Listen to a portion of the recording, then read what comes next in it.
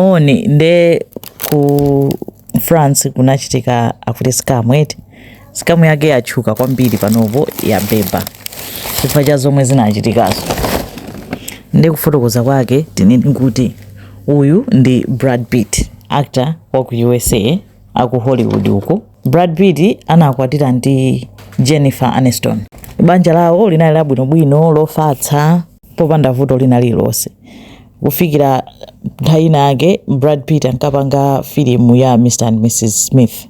Amapanga filimu yo ndi Angelina Jolie.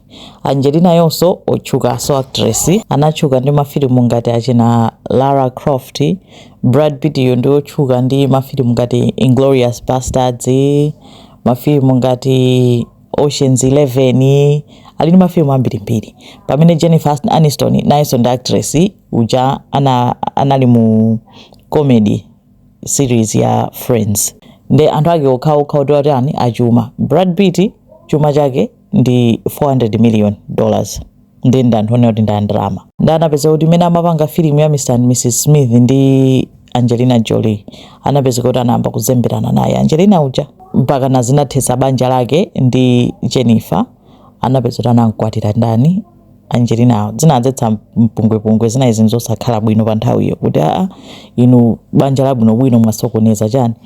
Nde anapezeka kuti kumakhala ngati banja zabwinobwino, koma monga china chilichonse choyamba mwachinyengo banja lisinakhalise. Mu 2016 anachita na file divorce, koma akhala akukangana akulimbana chifukwa cha divorce yawoyo, kukangana nkhani ya chuma kuti agawana bwanji chuma. Kuchokera 2016 iyo inali background chabe ya Brad Pitt. Tibwere kumbali iyi kuli mayi wina ku France dzina lake Anneyo anali pabanja, ali ndi zaka 53. Pabanja ndi khumucha mamuna olemera kwambiri akuti millionaire ku Franceiko.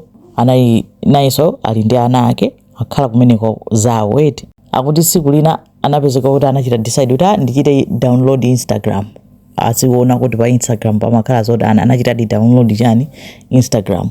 Ndi anangodabwa kulandira message kuchoka kwa mzimayi wina wake ali muli bwanji. Iye uja kuyankha ndili bwino. Mzimayi uja kunena kuti iweyo wandisangalatsa kwambiri, I think ukhoza kukhala mkazi wabwino wa mwana wanga. Iye nkufunsa mwana wanu wake ndani. Akuti iye munthu uja kunena kuti mwana wanga ndi Brad Pitt. Ata anangoseka ankaona ngati zabodza kuti iye mwana wake Brad Pitt ndakandichite contact ine. Kena ku next day akudabwa kulandira so message ina koma kuchokera kwa ndani Brad Pitt uja. Akuti mayi anga anandipasa chani contact yako, akuti unasangalatsa kwambiri. Iyeyo Brad Pitt ndiye andipanga contact. Anali excited kumatani kumayankhana. Kupeza kuti kukhala chizolowezi daily kumatani kumayankhulana ndi Brad Pitt uja.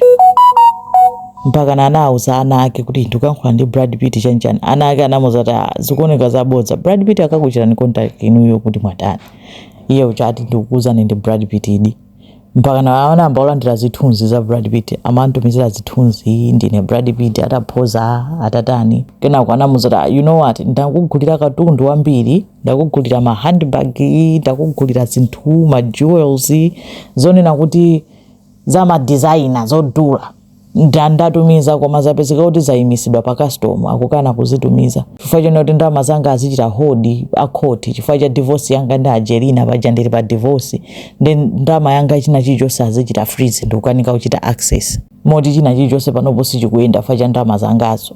Mkazi uja kumva mpaka pamenepo ata anatumiza chani, ananitumizira Brad Pitt uja 9,000 euros kumuthandiza kuti mpaka na kupangira freeze ndalama 400 million yonse ali zonse zindikhala ndi access tikangopanga finalize divorce. Iye chata anatumiza 9,000 koma anapeza kuti mpaka anagwa mchikondi ndi Brad Pitt. Brad Pitt nkuyamba kutumiza zithunzi zina kunena kuti ndikudwala sindikupeza bwino. Chimaonesa zithunzi atapita kuchipatala akuti ma check up chani. Kenako amuza kuti andipanga diagnose kunena kuti ndili ndi cancer ya mmakidine. Ujayu anamva chisoni koopsa. Koma anali mchikondi kwambiri ndi Brad Pitt uja. Modi Brad Pitt anafika poma mutchula Anne uja kuti ndiwe wife yet my wife Anne azintu amata akadzijambula yekha ali kuchipatala kuja ayikapo ka caption kuti my wife Anne. Pakana Anne anapanga divorce kumusiya mamuna uja millionaire wawo uja akuti ali mchikondi ndi Brad Pitt. Brad Pitt nkuzanena kuti ndikuyenera kukhala ndi operation kidney yangayi, kidney ayipeza ndi cancer, koma operation yake ichita cost ndalama zambiri. Vuto ndikukanika uchita access ndalama zanga zija mpaka pano 400 million. Anapezeka kuti analandira ndalama divorce yawo amampanga divorce mamuna wawo kumuchaija analandirako ndalama $770,000. Anatenga ndalama yonse anamutumizira Brad Pitt kuti apangire operation yake. Brad Pitt anathokoza kuopsa kuti koma iweyo ukundithandiza ndipo kwati iwe tine tipanga posachedwapo. Ndalama yoti walandira ku divorce yauko settlement yonse anapereka kwa Brad Pitt. Kenako posakhalitsa Brad Pitt mu magazini, mu news, machani mwatuluka chithunzi choti Brad Pitt ali ndi chibwezi. Chibwezi yake nsikana wina wake Ines adajambula atagwirana akuyenda, iye uchankupsa mtima ane uchakuntumizira message ndani Brad Pitt uchakuti iwe mesa iweyo kumanena kuti mkazi wako ndine fajani watulusa chithunzi ndikuona kuti pali chithunzi ndi Ines. Koma Brad Pitt anamuzani kuti zonsezo ndizabodza, anthu akukunamiza, enda anthu amene apanga publish zimenezo zo mu news ndi magazini akunama. Ineyo mkazi wanga ndi iweyo.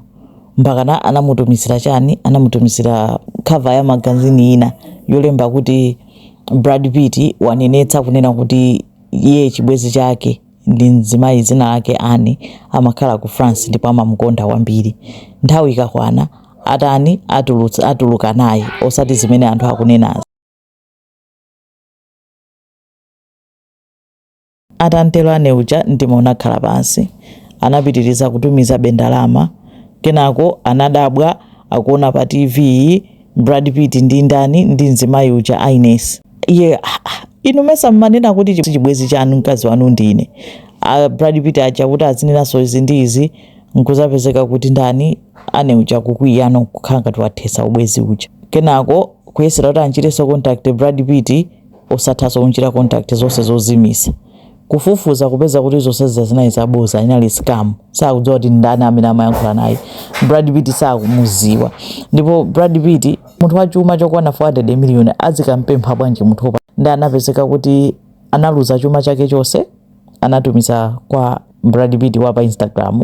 Anapeza kuti mpaka nakukhala ku nyumba kwanzake chifukwa choti sakukwanitsa kuchita afford kukhala pa yekha, mpaka na ata amafuna uzipha, mpaka na basi moyo wake wasokonekera, mpaka na anapanga program imene yoyo anamwika pa TV kunena kuti mayi uyu anajeredwa ndalama ndi Brad Pitt wa fake. Ndi anthu anitukwana usati masewerayi kunena kuti ndiye kuti umampanga chiti mamuna wako 1 kumpanga chiti mpaka na kupanga divorce chifukwa choti kuti ukupanga zinthu za fake kufa chiti ukufuna celebrity, mpaka na anthu akupanga nipo ni scam. Ndi anthu amunyoza amuseka mpaka programu ya ichotsa chifukwa choti akuti ndokhudzika kwambiri, wanyozeka kwambiri, amaona ngati anthu amumvera chisoni. Iye akuti cholinga chake china chofuna kuchita woni anthu kuti azisamala anthu angachite scam, koma zachita backfire. Anthu aonena kuti udo ndi iyeyo, koma anapeza anthu onena kuti afufuza apeza kuti maskama awo ma Brad Pitt iwo nda ku Nigeria, ndipo zonsezo amapanga ali ku Nigeria.